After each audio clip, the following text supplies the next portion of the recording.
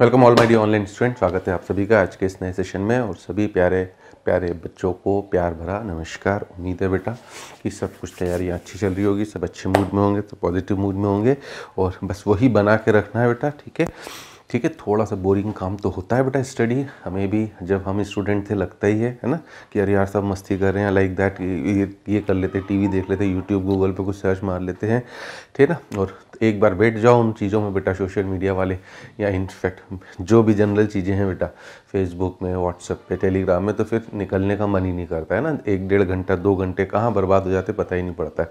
तो थोड़ा सा सब्र रख लेंगे बेटा, उसके आगे की राहें खूब आसान है। 1-2 साल की आपकी जो मेहनत है बेटा वो रंग लाएगी फिर ज़िंदगी भर, ठीक है ना।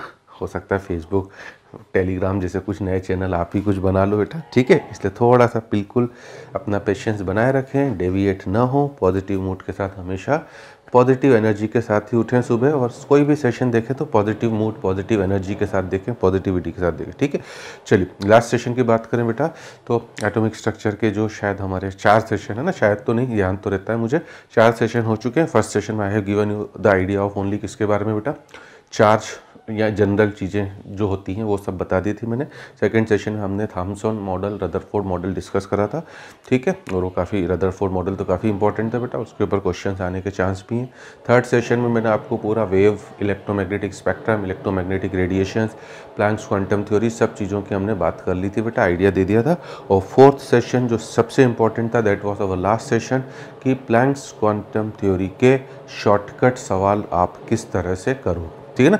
तो वो सब चीज़ें बेटा अगर आप याद नहीं रखोगे तो जैसे आपको आगे दिक्कत ही आएगी, है ना। जैसे अब हमें आज के सेशन में मैं चालू कर रहा हूँ कहाँ से, फोटो इलेक्ट्रिक इफेक्ट,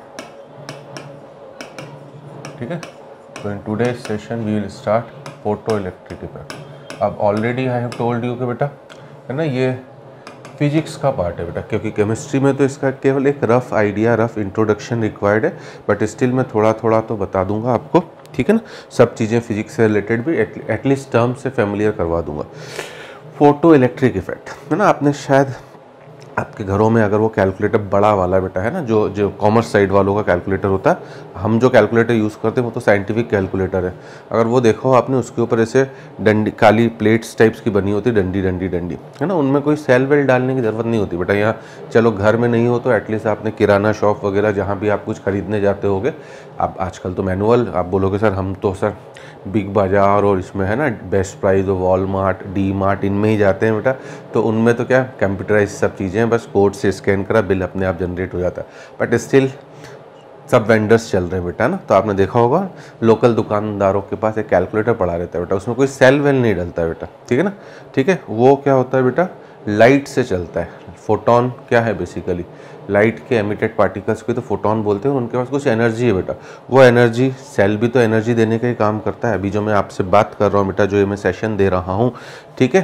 तो एक चैप्टर केमिस्ट्री का होता है बेटा इलेक्ट्रोकेमिस्ट्री, उसमें हम करंट और केमिस्ट्री का ही रिलेशन देखते हैं, ठीक है ना, कि किस तरह से हम केमिकल एनर्जी को इलेक्ट्रिकल एनर्जी में बदल सकते हैं, या किस तरह से हम इलेक्ट्रिकल एनर्जी को केमिकल एनर्जी में बदल सकते हैं। और 9-10 में आपने सेल्स का थोड़ा बहुत रफ आइडिया तो लिया ही था बेटा, है ना, क्योंकि 9-10 की जो हमारी साइंस है बेटा, ये अलग बात है कि हम लोग ढंग से पढ़ते नहीं है, बट इनफैक्ट मैं खुद बोलूँ तो मुझे पर्सनली मुझे नहीं याद है मैंने 9-10 में कितना ढंग से पढ़ा था, ये मुझे अब याद नहीं रहा बेटा, क्योंकि 9-10 का मतलब हो गया, है ना, आईआईटी से निकले हुए ही, मुझे आईआईटी खड़गपुर से निकले हुए 20 साल हो चुके हैं, तो अब 9-10 का मतलब है तो 25-26 साल पुराना, तो ठीक है। हाँ, मैं क्लास का टॉपर था, ये मुझे याद है थ्रू आउट, मैं कभी सेकंड रैंक आया ही नहीं हूँ बेटा, हमेशा टॉपर था, हिंदी मीडियम का छात्र था, ये भी मैं बता दूँ।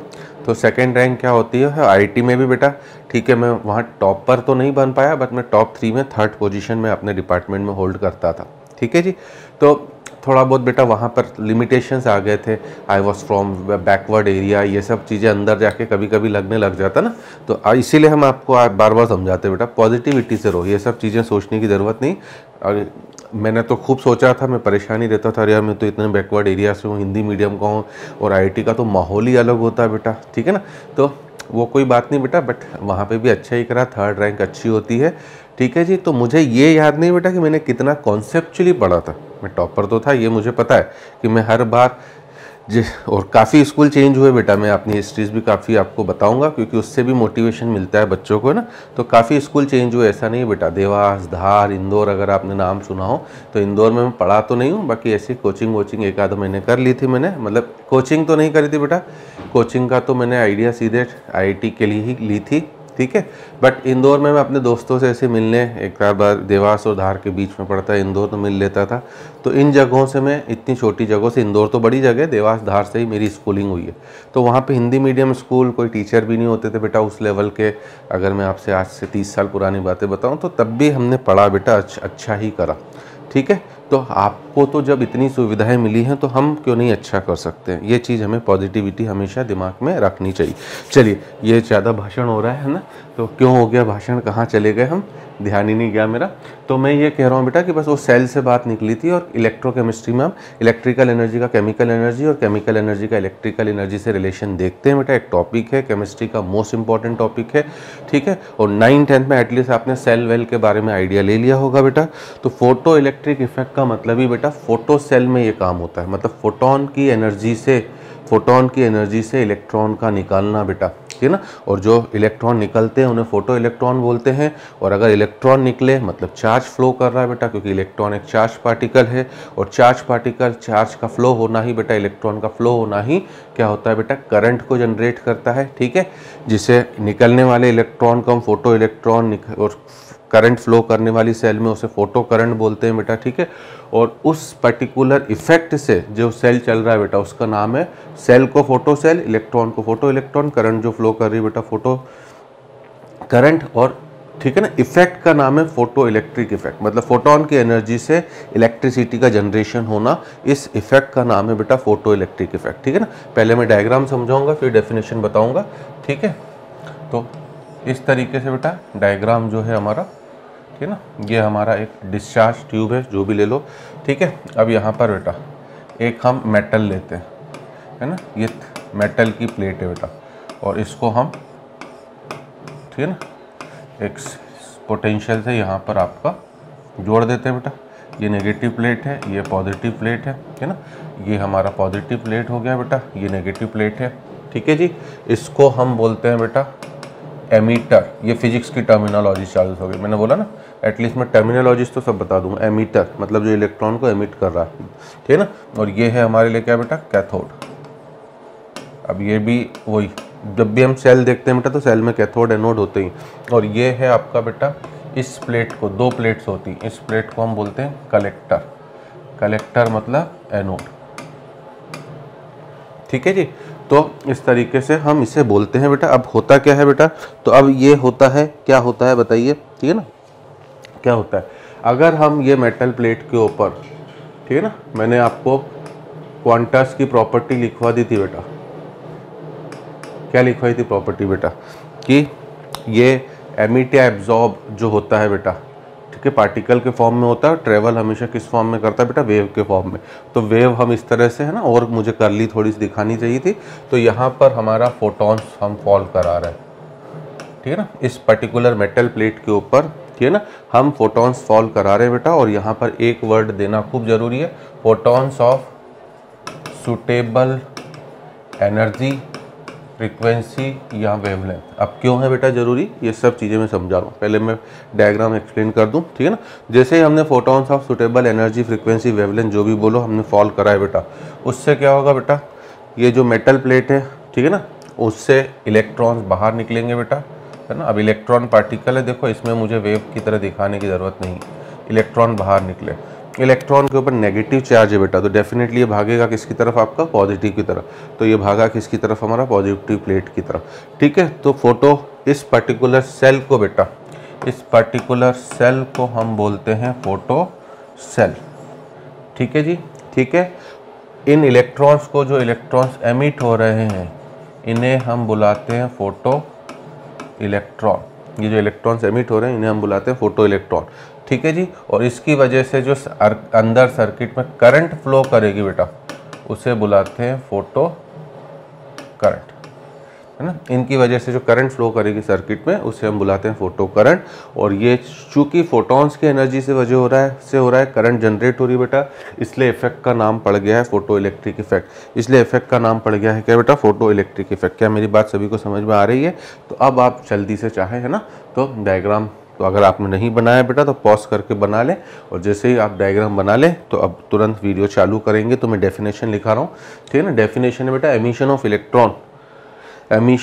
Electron from the surface of metal, है ना। मेटल इसलिए लेते हैं बेटा क्योंकि इलेक्ट्रॉन का बाहर निकलना मतलब आपको किसी भी एलिमेंट से, किसी भी सब्सटेंस से इलेक्ट्रॉन को बाहर निकालना है तो उसे एक bare minimum amount of energy तो देना ही पड़ेगा बेटा, जिसे हम आयोनाइजेशन एनर्जी बोलते हैं। और जो होपफुली आपको पता ही होगी बेटा, पीरियोडिक टेबल में भी हमने पढ़ी थी और काफ़ी चैप्टर्स में हम पढ़ते रहते हैं। आयोनाइजेशन एनर्जी वर्ड नाम ही है बेटा, एटम जो आइसोलेटेड गैसियस एटम था उसे हमने आयन में बदल दिया है, इसलिए नाम है आयोनाइजेशन एनर्जी। इसलिए नाम है क्या बेटा, आयोनाइजेशन एनर्जी। क्या मेरी बात आ रही है सभी को समझ में?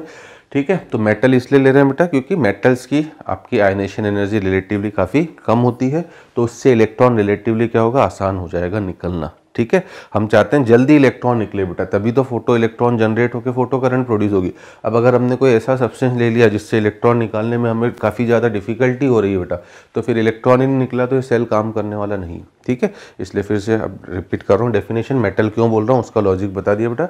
Emission of electron from the surface of metal, emission of electron from the surface of metal, है ना। सरफेस से मान के चलते हैं बेटा, जबकि अगर हमने मेटल की थोड़ी थिक इतनी मोटी प्लेट ले ली तो बीच वाले इलेक्ट्रॉन भी तो निकल सकते हैं, बट उनके लिए रिलेटिवली जो सरफेस पे इलेक्ट्रॉन होगा बेटा उसके ऊपर न्यूक्लियस का रिलेटिवली अट्रैक्शन कम होगा, और जो जितना अंदर धसा हुआ होगा बेटा उस पर न्यूक्लियस का एक तो अट्रैक्शन भी ज़्यादा होगा, पहली बात। दूसरी बात बेटा, जब वो बाहर आएगा तो दूसरे इलेक्ट्रॉन से भी कोलिजन में उसकी एनर्जी लॉस हो सकती है, इसलिए नॉर्मली हम सरफेस से बोलते हैं। हमें एक एक टर्म को कॉन्सेप्चुअली समझना है कि क्यों बोल रहे हैं। ठीक है, तो emission of electron from the surface of metal by falling a photon of suitable energy, bracket में आप फ्रीक्वेंसी ऑब्लिक वेवलेंथ भी लिख सकते हो।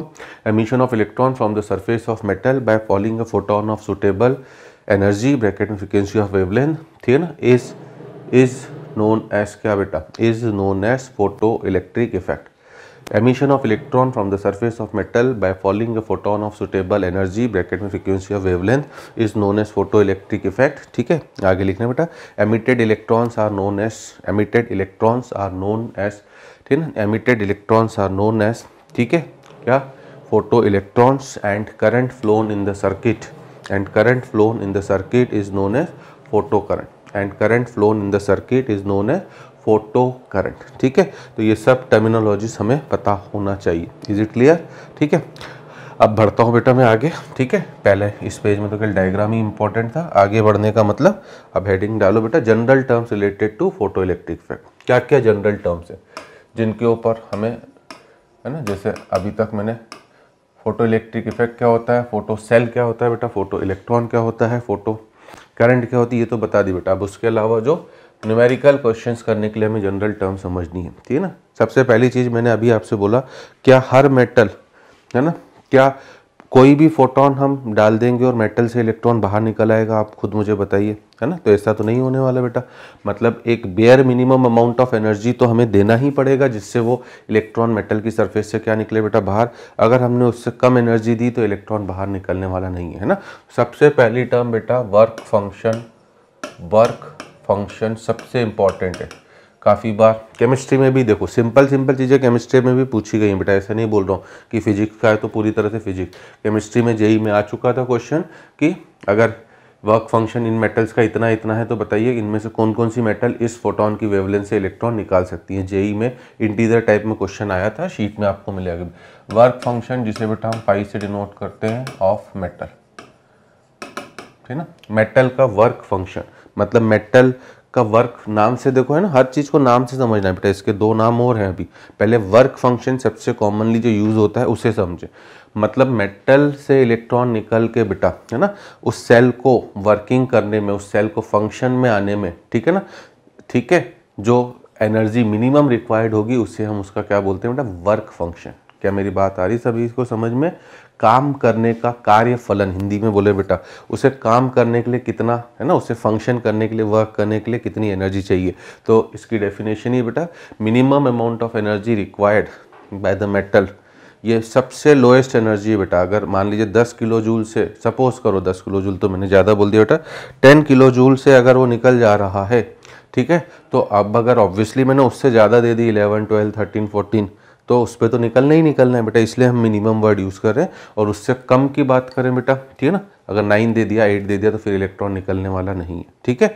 तो इसलिए डेफिनेशन में आई होप कॉन्सेप्ट क्लियर हो गया होगा बेटा, लिखना है ना। Minimum amount of energy required, minimum energy required to eject the electron from the surface of metal,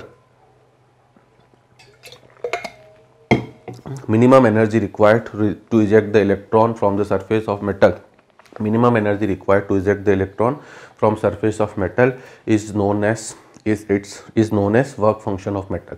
Minimum energy required to eject the electron from surface of metal is known as work function of metal. उसे हम उस metal का work function बुलाते हैं भैया, ठीक है, ठीक है। अब ये मिनिमम क्यों है बेटा, उसका मैंने एक्सप्लेनेशन दे दिया है, ठीक है। दूसरी बात बेटा, अब मेटल की सरफेस से इलेक्ट्रॉन निकालने का मतलब क्या है।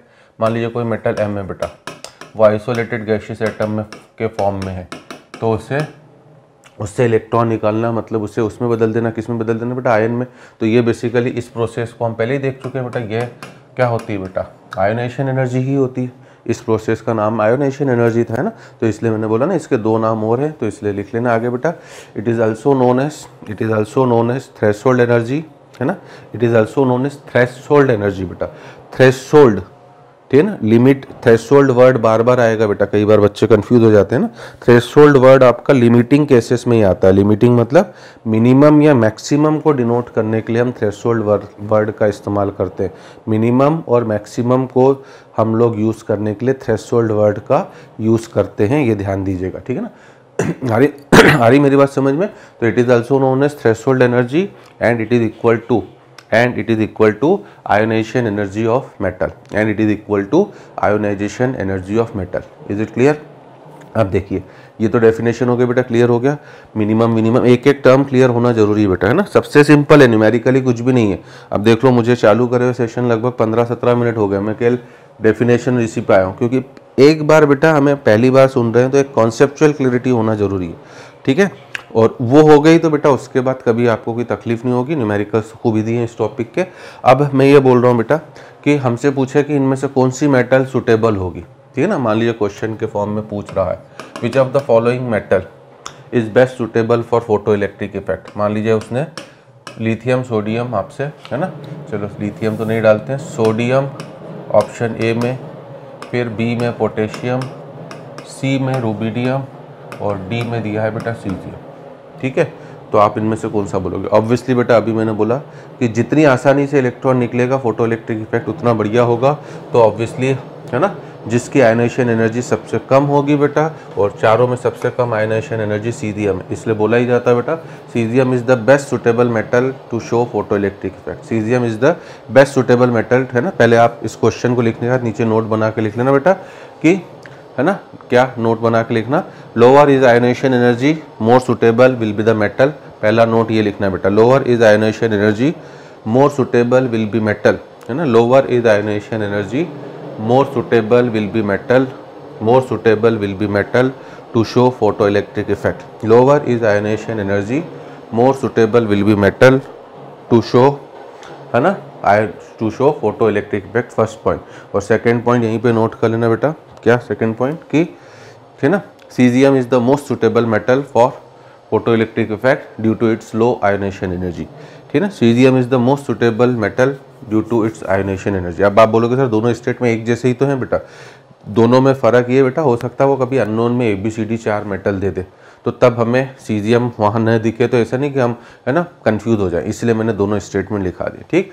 अब वर्क फंक्शन का सेकेंड टर्म है बेटा थ्रेशोल्ड, THRES, थ्रेशोल्ड फ्रीक्वेंसी, है ना, जिसे हम, अब फ्रीक्वेंसी का सिंबल क्या है बेटा, न्यू नॉट, तो थ्रेशोल्ड फ्रीक्वेंसी ऑफ मेटल, ठीक है ना, थ्रेशोल्ड फ्रीक्वेंसी ऑफ मेटल, ठीक है ना। या इनफैक्ट मेटल तो भले मत लिखो, थ्रेशोल्ड फ्रीक्वेंसी लिख देते बेटा, है ना। तो इसमें लिख लेना क्या, थ्रेशोल्ड फ्रीक्वेंसी, ठीक है ना। अब हमें पता है बेटा एनर्जी क्या होती है, बेसिकली वर्क फंक्शन एनर्जी है। अब एनर्जी क्या है बेटा, E = H न्यू है, या फिर it is equals to H C by lambda. ठीक है जी, ये तो हमें पता ही है बेटा, इतना हमने डेप्थ में फोटो इलेक्ट्रिक ये क्या कह रहा हूँ प्लैंक्स क्वांटम थ्योरी तो मैंने जान निकाल के रख दी अपनी बेटा। ठीक है ना। अब केवल क्वेश्चन थोड़े से और टिपिकल हो सकते हैं, बाकी तो सब चीज़ें मैंने बता दिया है कि फोटोन की एनर्जी को आपको वाटर का टेम्परेचर बढ़ाने में यूज़ करवा सकता है, MS delta T formula, ice को मेल्ट कराने में, बॉन्ड को तोड़ने में, आयोनाइजेशन करने में, सब तरह के क्वेश्चन मैंने बता दिए हैं। बल्ब से निकलने वाले फोटोन वोटोन जितना भी है बेटा, जितना मेरे पास नॉलेज था मैंने सब बता दिया। लैंग्वेज अभी भी थोड़ी सी क्वेश्चन की और टफ मिल सकती है आपको, बाकी कॉन्सेप्ट एक ही है।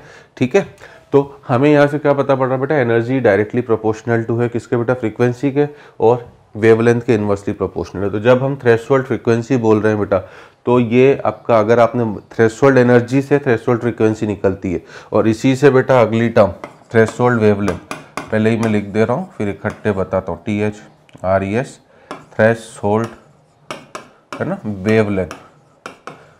ठीक है, अब आप बोलोगे सर ये नॉट क्यों लगा रहे हो बेटा, क्योंकि अभी हम बेटा ये पहले मेटल के रिस्पेक्ट में बात कर रहे हैं ना, जो फोटोन हम फॉल करा रहे हैं बेटा उसकी फ्रीक्वेंसी कुछ अलग होगी, ठीक है ना, और उसकी कुछ वेवलेंथ अलग होगी। तो दोनों में डिफरेंशिएट कैसे करोगे, तो उनको तो हम न्यू और लैम्डा ही लिखते हैं कॉमनली, तो इनको हमने नीचे नॉट निकाल दिया, एक को न्यू नॉट और एक को लैम्डा नॉट। ठीक है, तो थ्रेशोल्ड फ्रीक्वेंसी, अब एनर्जी मिनिमम है बेटा तो फ्रीक्वेंसी भी मिनिमम होगी, और एनर्जी मिनिमम है तो वेवलेंथ मैक्सिमम होगी, और इसकी ज़रूरत हमें बोहर मॉडल में खूब ज़्यादा पड़ती है बेटा, हाइड्रोजन स्पेक्ट्रम में। वे तो खैर बट ऑब्वियस है, बट स्टिल वहाँ ज़्यादा ज़रूरत पड़ती है, कोई क्वेश्चन खूब आते हैं। तो जल्दी से लिखो थ्रेशोल्ड फ्रीक्वेंसी न्यू नॉट में, है ना, minimum frequency required to eject the electron from the surface of metal. अब अगर फर्स्ट टर्म क्लियर है बेटा तो दूसरी तीसरी बस उसी से रिलेटेड है। Minimum frequency required to eject the electron from the surface of metal is known as threshold frequency, है ना। Once again I am repeating, minimum frequency required to eject the electron from the surface of metal is known as threshold frequency. Minimum frequency required to eject the electron from surface of metal is known as threshold frequency. ठीक है ना।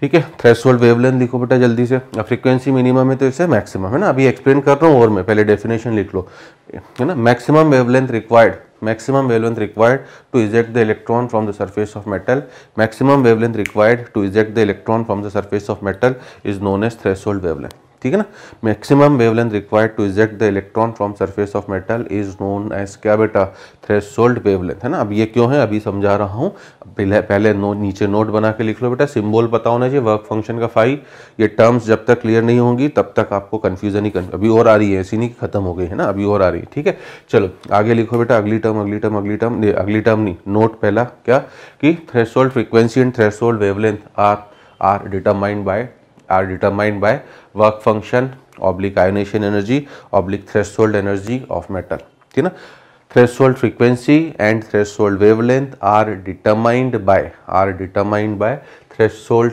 Energy work function oblique ionisation energy of metal, उनसे निकाला जाता है बेटा, and it is given by कैसे, phi equals to H nu naught या H C by lambda naught. मैं आपसे कह रहा हूँ बेटा ये एनर्जी है ना, क्या बोल रहा हूँ मैं आपसे, ये एनर्जी है बेटा, एनर्जी, बस ये एनर्जी है वर्क फंक्शन।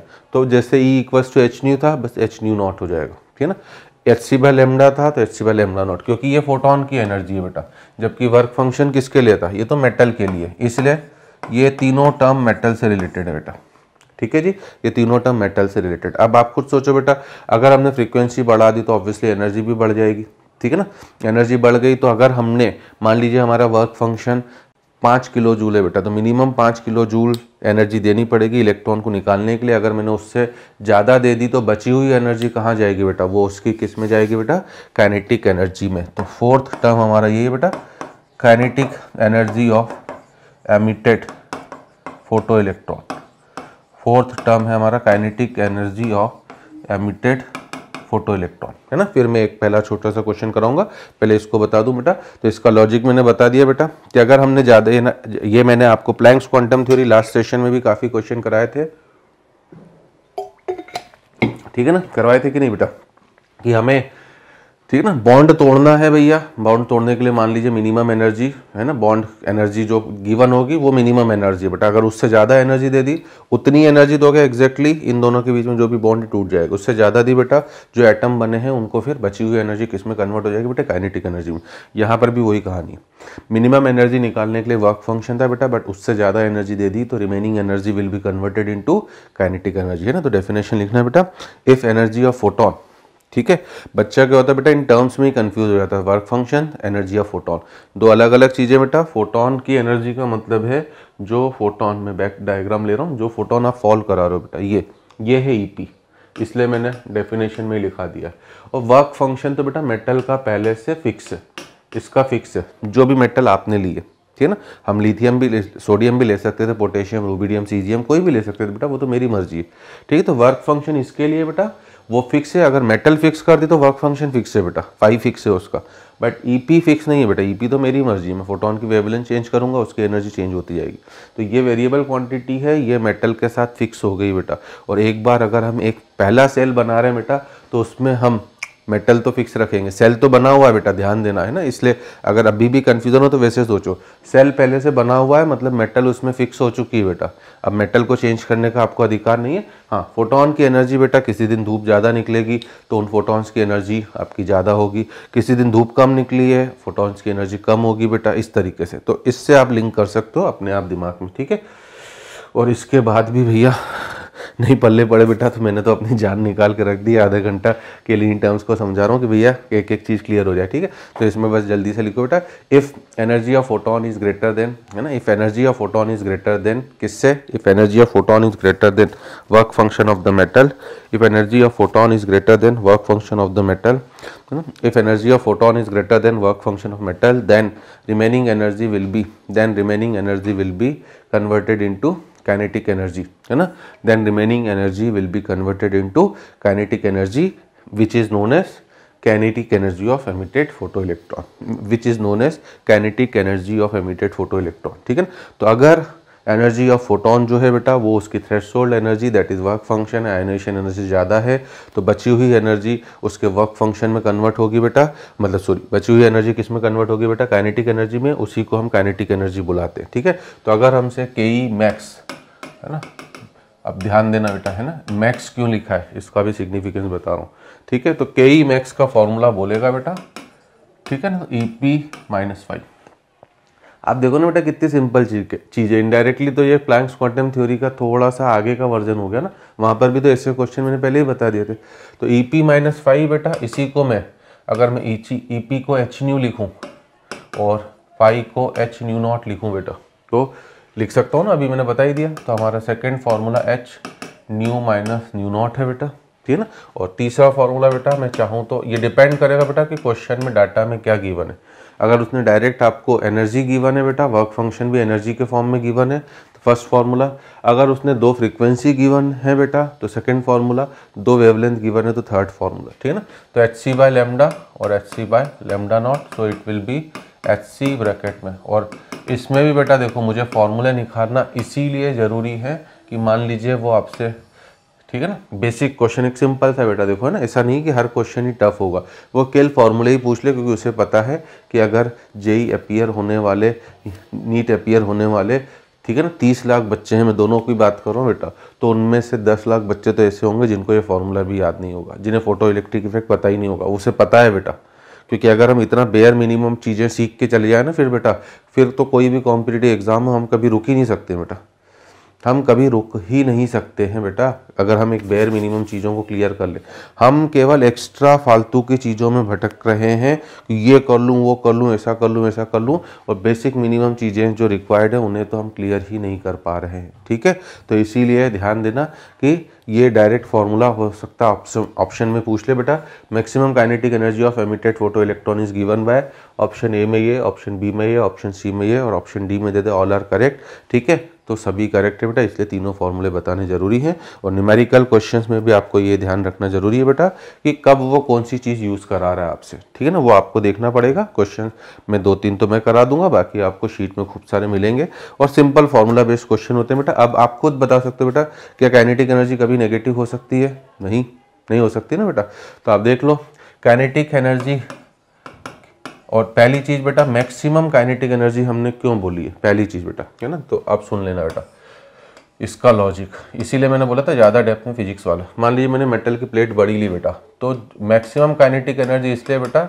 जो इलेक्ट्रॉन सरफेस पर होगा बेटा, जो इलेक्ट्रॉन सरफेस पर होगा उसी की काइनेटिक एनर्जी मैक्सिमम होने वाली है बेटा, ठीक है। तो इसलिए पहली चीज़ तो ये ध्यान रखना बेटा, एमिटेड इलेक्ट्रॉन की काइनेटिक एनर्जी जीरो से लेकर, एमिटेड इलेक्ट्रॉन की काइनेटिक एनर्जी जो है वो जीरो से लेकर कई मैक्स तक कुछ भी हो सकती है। बीच में कितनी होगी बेटा वो मुझे नहीं पता है, जीरो भी हो सकती, ध्यान रखना। मतलब हो सकता है बेटा कि इलेक्ट्रॉन निकले ही ना, भले एनर्जी ऑफ फोटोन सिग्निफिकेंट है बेटा, ठीक है ना, भले एनर्जी ऑफ फोटोन सिग्निफिकेंट है, हो सकता है निकले ही ना। क्यों, कोई ज़्यादा डेप्थ वाला इलेक्ट्रॉन ले ले बेटा, ठीक है ना, तो क्या होगा बेटा, हो सकता है वो इस एनर्जी से ना निकल पाए, ठीक है। या आप बोलोगे सर एनर्जी तो सबके लिए सेम है, वो हो सकता है बेटा अंदर ही अंदर अपने कोलिजन में एनर्जी को लॉस कर दे, क्योंकि हम ऑलरेडी अगर आप पढ़ चुके हो बेटा मैक्सवेल डिस्ट्रीब्यूशन ऑफ स्पीड वगैरह आइडियल गैस में, तो इलेक्ट्रॉन जो है बेटा वो आपस में भी तो टकराएंगे, जैसे वहाँ पर मॉलिक्यूल्स टकरा रहे थे वैसे इलेक्ट्रॉन टकराएंगे, और इलेक्ट्रॉन टकरा रहे हैं तो उससे भी एनर्जी का क्या होगा बेटा, बोलने को भले आप इलास्टिक कोलिजन बोलो बेटा, बट कुछ ना कुछ एनर्जी लॉस हो ही जाती। इसलिए हमारी एनर्जी कई मैक्स का रीज़न ही ये बेटा, हम केवल सरफेस वाले इलेक्ट्रॉन्स को लेके चल रहे हैं कि भैया केवल ये निकल रहे हैं और इनकी काइनेटिक एनर्जी मैक्सिमम होगी। अंदर वालों की तो बेटा जीरो से कई मैक्स के बीच की कोई भी वैल्यू हो सकती है, बट हमारे लिए वो कितनी होगी ये मुझे नहीं पता है। हो सकता है फोटो इलेक्ट्रॉन निकले ही ना, इसलिए ये पार्टिकल नेचर के ऊपर बेस्ड है पहली चीज़ बेटा, मतलब एक फोटोन एक इलेक्ट्रॉन को ही निकाल रहा है। प्लैंक्स क्वांटम थ्योरी भी पार्टिकल नेचर के ऊपर ही बेस्ड थी आपका, ठीक है, ठीक है जी। तो ये चीज़ जरूर ध्यान रखना, ये ऑब्जेक्टिव में पूछ लेता है बेटा, ठीक है। और दूसरी चीज़ बेटा आपको दिख ही रहा है, काइनेटिक एनर्जी कभी नेगेटिव नहीं हो सकती है, ठीक है, काइनेटिक एनर्जी कभी नेगेटिव नहीं हो सकती, it is always greater than और equal to zero, and it is possible only when, it is possible only when जब क्या हो, न्यू ग्रेटर देन और इक्वल टू न्यू नॉट हो, ठीक है ना। अगर न्यू नॉट से छोटा हो गया तो देख लो आप काइनेटिक एनर्जी नेगेटिव हो जाएगी। या लैम्डा के टर्म्स में बोले बेटा तो lambda should be less than और इक्वल्स टू न्यू नॉट, इसीलिए फ्रीक्वेंसी को हमने मिनिमम बोला था बेटा, इसको मिनिमम बोला था और इसको मैक्सिमम। और वैसे भी फ्रीक्वेंसी और वेवलेंथ एक दूसरे के इन्वर्सली प्रोपोर्शनल बेटा, तो एक मिनिमम होगा तो दूसरा मैक्सिमम होगा ही होगा, ठीक है। अभी लगे हाथ यहीं पर मैं एक छोटा सा क्वेश्चन करा दे रहा हूँ, जल्दी से लिखो बेटा। Work function of a metal, है ना, work function of a metal is 384 kilo joule per mole. Work function of a metal is 384 kilo joule per mole. पहला क्वेश्चन सिंपल सा आपका ये है बेटा, ठीक है। आपसे कह रहा calculate its threshold frequency and threshold wavelength. Work function of a metal is 384 kilo joule per mole, calculate its threshold frequency and threshold wavelength, ठीक है। तुरंत अटेम्प्ट करने चालू कर दिया करो बेटा, मैं भले रुक गया था पानी पी रहा था, क्योंकि जो भी क्वेश्चन मैं बोर्ड पे लिखता हूँ बेटा आपकी रिस्पॉन्सिबिलिटी है कि आप उसे तुरंत अटेम्प्ट करना चालू करें, क्योंकि तो ही आपको समझ में आएगा कि हमें कितना हो रहा है। और मैंने अभी बोल दिया ये पूरा प्लैंक्स क्वांटम थ्योरी से ही करना है, अगले सेशन में जो हम बोहर मॉडल में आएंगे वो भी प्लैंक्स क्वांटम थ्योरी से ही करना है, अभी से बता दूँ बेटा, ठीक है ना।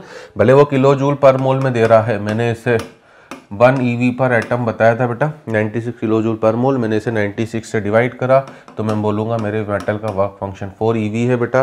अब मैंने बोल दिया था बेटा, पहला पार्ट आपसे बोल रहा हूँ थ्रेशोल्ड फ्रीक्वेंसी और वेवलेंथ बताओ, मैंने अभी बोल दिया था ये वर्क फंक्शन से ही निकलता है। और अब वही फॉर्मूला E बराबर 12400 अपॉन लैम्डा इन एंगस्ट्रॉम। तो एनर्जी मुझे 4 पता है बेटा EV में, ये 12400 अपॉन लैम्डा किस में बेटा, एंगस्ट्रॉम में। EV लिख नहीं रहा हूँ, तो मैं बोलूँगा मेरी जो वेवलेंथ है बेटा वो 3100 एंगस्ट्रॉम, ठीक है जी। और एक बार वेवलेंथ आ गई बेटा तो अब फ्रीक्वेंसी, ये हमारी कौन सी वेवलेंथ हो गई बेटा, थ्रेशोल्ड वेवलेंथ, मतलब 3100 एंगस्ट्रॉम से के बराबर या इससे कम वेवलेंथ होनी चाहिए। इससे ज़्यादा हो गई तो बहाने से अब देखो है ना, जरूरी नहीं कि आपसे क्वेश्चन ये पूछे कि इसकी थ्रेशोल्ड वेवलेंथ निकालो, वो क्वेश्चन में बहाने से ये पूछ सकता है बेटा कि work function of a metal is 384 kilo joule per mole, will a photon of wavelength 3000 angstrom be suitable to eject the electron from surface of metal. तो हमारा आंसर हो जाएगा यस, ठीक है ना, क्योंकि हमने बोला है बेटा ये मैक्सिमम वेवलेंथ है, तो वेवलेंथ की वैल्यू अब इससे ऊपर नहीं हो सकती। मैंने 3000 बोला है तो सुटेबल है। अगर मैं बोल रहा हूँ बेटा कितना 4000 बोल देता या 3200 बोल देता तो हम बोलते वो सुटेबल नहीं है। तो ये हमें तुरंत क्वेश्चन पढ़ते ही दिमाग में घंटी बजनी चाहिए, अच्छा ये पूछना चाह रहा है। और तब बच्चा क्या होता है बेटा, ऐसे तो बोलता है बच्चा कि हाँ सर आ गया सब समझ में, वो अप्लाई नहीं कर पाता है बेटा। और आपसे कॉम्पिटिटिव एग्जाम में उसका एप्लीकेशन पार्ट ज़्यादा पूछेगा कि जो चीज़ आपको पता है आप उसे रियल लाइफ में जब सिचुएशन आएगी तो अप्लाई कर पाओगे कि नहीं, ठीक है। और अगर ये पता है बेटा तो आप वेवलेंथ मतलब क्या फ्रीक्वेंसी, तो C equals to nu lambda, तो ये C है बेटा, न्यू हमें निकालना है लैम्डा 3.1 ठीक है ना, इंटू 10 की पावर कितना बेटा -7। अब अप्रॉक्सीमेटली बेटा 3 और 3.1 को रफली अगर मैं 1 ले लूँ है ना, तो मैं न्यू को बोलूँगा 10 की पावर कितना बेटा 15 हर्ट्ज, ठीक है ना, ठीक है। ये न्यू नॉट है 10 की पावर 15 हर्ट्ज। अब इसमें भी वापस वैसे ही क्वेश्चन बन सकते हैं कि क्या एक फोटोन जिसकी फ्रीक्वेंसी 2 इंटू 10 की पावर 15 1 इंटू 10 की पावर 15 एग्जैक्टली 10 पावर 15 दे दे हर्ट्ज है, वो सुटेबल होगा कि नहीं होगा, तो होगा। क्यों? क्योंकि एक्चुअली ये 3/3.1 थोड़ा सा 1 से छोटा है, मतलब इसका कोफिशिएंट बेटा 0.9 समथिंग कुछ होना चाहिए था। अगर हमने एग्जैक्टली 10 की पावर 15 वाला भी ले लिया तो क्या होगा बेटा, वो क्या करेगा बेटा, इलेक्ट्रॉन को निकाल देगा, ठीक है। अब काउंटर पार्ट बेटा काइनेटिक एनर्जी की भी यही बात कर दूं, फिर बची हुई छोटी छोटी सी टर्म और बता दूं और 1-2 क्वेश्चन बता दूं, बस इतना ही है फोटो इलेक्ट्रिक इफेक्ट, ठीक है ना। अब आप बोलोगे तो फिजिक्स वाला इससे ज़्यादा डेप्थ में क्या कराएंगे बेटा, थोड़ी बहुत चीज़ें नॉलेज के लिए 5 मिनट में भी बता दूंगा, बाकी इतना ही बताएंगे वो भी, बट तब भी मैं बोलता ये हूँ बेटा कि ज़्यादा डेप्थ में वहीं आता है, ठीक है।